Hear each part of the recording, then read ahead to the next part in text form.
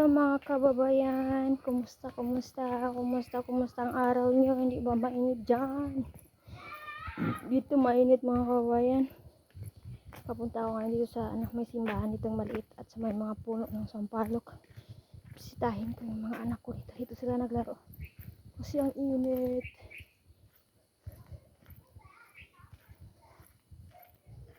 Sila na dito kayo palagi nagtambay pag araw-araw dito nagtatambay sa malamig dito.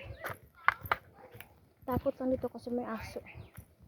Iwan ko kung saan yung aso dito ngayon.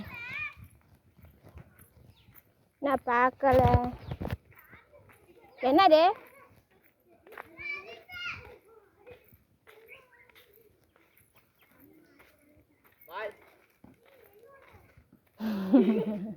Sabi pa.